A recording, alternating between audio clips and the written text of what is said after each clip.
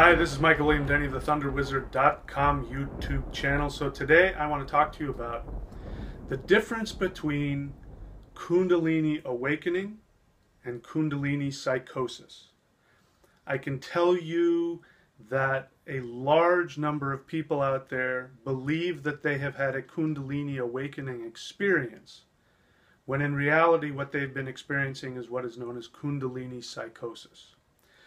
So this is very similar to energy sickness that happens a lot in high-level Qigong.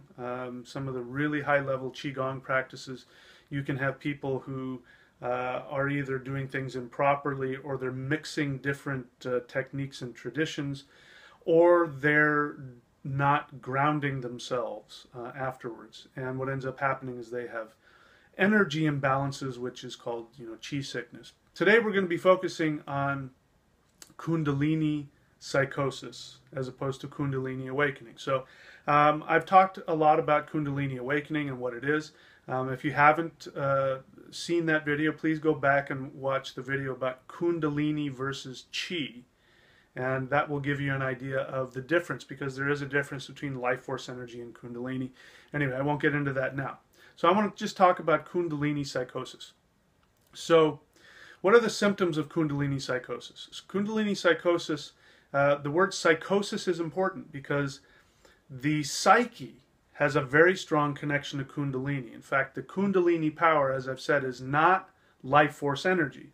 It has a connection to life force energy, but it is not prana or chi. It is not life force energy, it is Kundalini. And Kundalini has to do with the spinal column and the nervous system and the human identity, the human ego.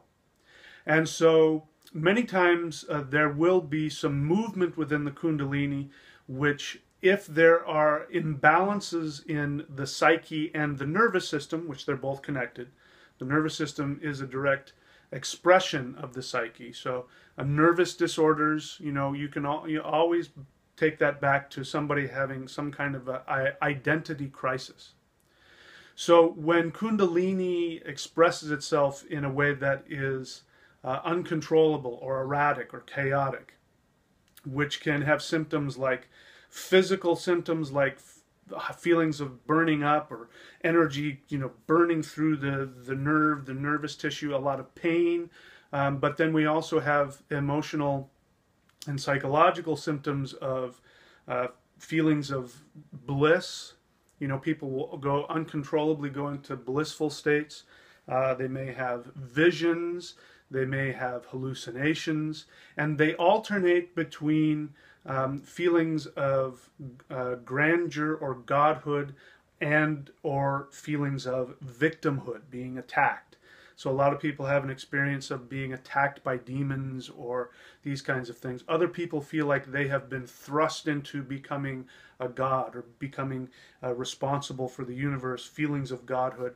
And this was inspired to me by a recent comment, and I won't get into it because I'm not here to bash anybody, but somebody responded to one of my comments about being a god on earth, and this person said, why would you want to do that? I had that, it was a horrible experience, and then went on to explain how this person had been chosen by them, whoever they are, the gods or who knows what, and that it was too much responsibility and all that. This, if you look at that, we're talking about an ego that's out of balance.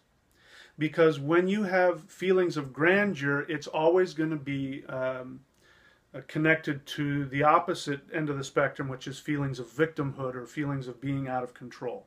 These are all signs of Kundalini Psychosis, especially when you have multiple ones like delusions of grandeur or delusions of being a victim, being attacked, paranoia, as well as physical symptoms of intense energy rushing through the body, or blissful states followed by states of terror. This is a sign of Kundalini Psychosis, which means that the psyche is out of balance, and this energy of the psyche, which is in the spinal column, is expressing itself through the nerves and the nervous system. True Kundalini Awakening is actually a very peaceful process. And we can talk also about how this connects with chi sickness, because there will be some same things. You'll have some same issues with chi sickness, especially the feelings of grandeur and control and victimhood and all that.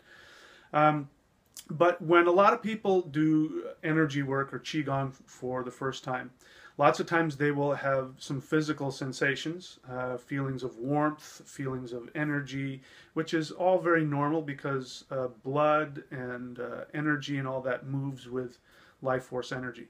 But also you will have sometimes experiences of pain, like people will have joint pain in the fingers or in the joints, and they will say, you know, it's too much energy. But what it really means is that there's a blockage in the energy meridian.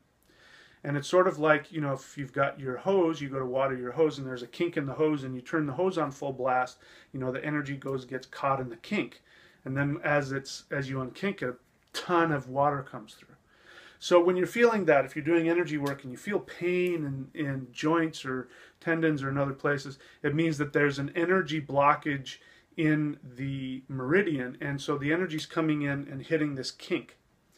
But when you actually have real, powerful, healthy, balanced energy flow, you can turn the flow all the way up to maximum and you're not going to feel anything. You might feel maybe some feelings of energy, but you're not going to feel any pain.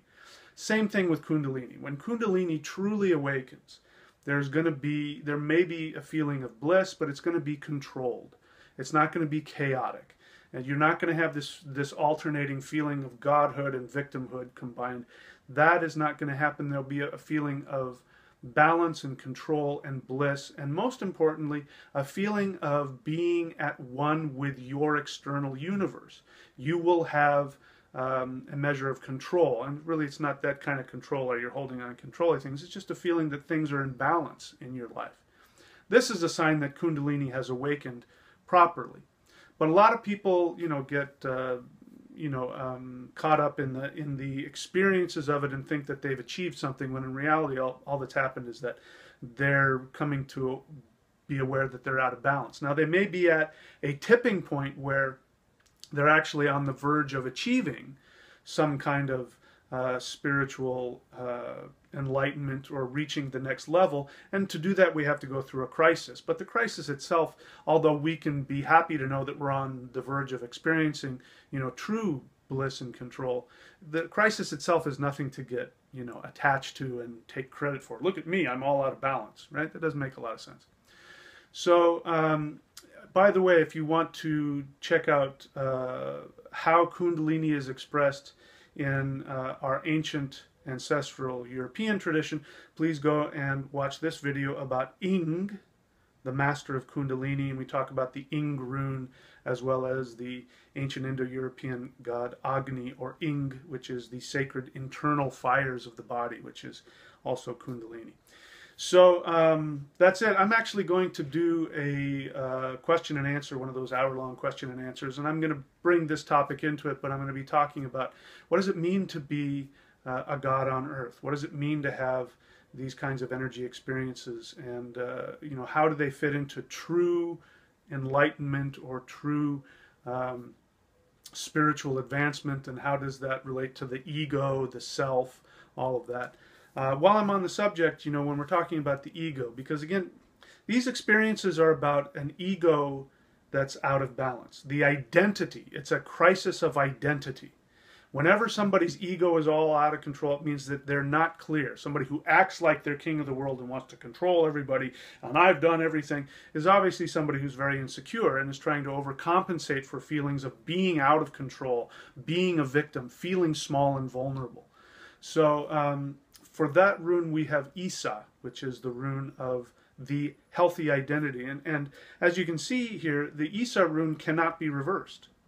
So it's not like there's a healthy ego and an unhealthy ego. There's true ego, and anything that's, you know, out of balance is not true identity anymore. It's not a secure identity. So if somebody's ego is out of whack and they think they're king of the universe, or that they're paranoid, which is the same thing. You know, when somebody's paranoid that they're being attacked by aliens or demons, it's again, their ego is out of balance. They're so important that the whole universe is attacking them.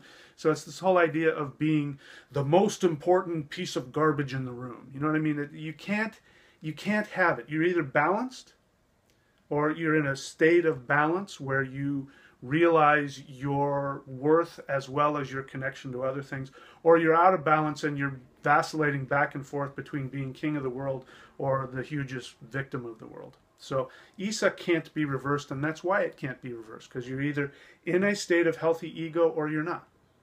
So anyway, we'll talk about that in the Q&A coming up. So if you're interested in having a deeper experience in this path of shamanism, please go to thunderwizard.com, and you will learn how to get involved into the Master Shamanism course. I'm putting up new videos, at least 4 per month, private videos for the Master Shamanism students. Depending on what level you subscribe, you can work with me on a personal basis where I can give you very personalized ritual routines based on your Vedic astrological chart. I'll give you rune readings, all that kind of stuff, and work with you one-on-one to help create a perfectly tailored shamanism course just for you. If you want to look at all of my books, you can go to michaelwilliamdenny.com, and you can see all of my books there. If you want to see my books and videos, just go onto Amazon and type in Michael William Denny, and all of my books and videos should come up. If you want a Vedic astrological reading, please go to astrology.thunderwizard.com. And again, it's those of you who have done it, you know what I'm talking about. An extremely powerful means of making your life better right now. If you want me to give you a 9-world rune reading, which has been really instrumental, and it's something that I've been really starting to expand on, and I'm having a blast with it, but I'm finding it's a really helpful way to take a look at what's really going on with somebody. Sometimes people think their life is in total chaos, and when I look at a 9-world rune reading, I can see that on the surface things are a little chaotic, but things are actually quite good. And I can also see the opposite, where somebody feels like, hey, I'm good, everything's good, and I look underneath the surface, I find out there's some stuff that needs to be addressed that's causing some issues. So you can go to runereadings.thunderwizard.com for that. Anyways, my friend, that's it for now. Stay tuned for the live Q&A, which will be coming up in the next day or two. And we can take a look at all this stuff, and I'll answer your questions online. So that's it for now. Thank you, my friends. Until next time, remember that a healthy, balanced ego goes hand in hand with a healthy, balanced energy system within the body, both life force and Kundalini. If your life is in chaos, it means that you're out of balance. But the good news is you can get in balance. It is a simple, although not always easy, but it's a very simple fix, and I can help you to do that. Contact me if you have any questions or you want help with that. So that's it for now. Until next time, remember, you are in fact God on earth. You are the master of your own destiny.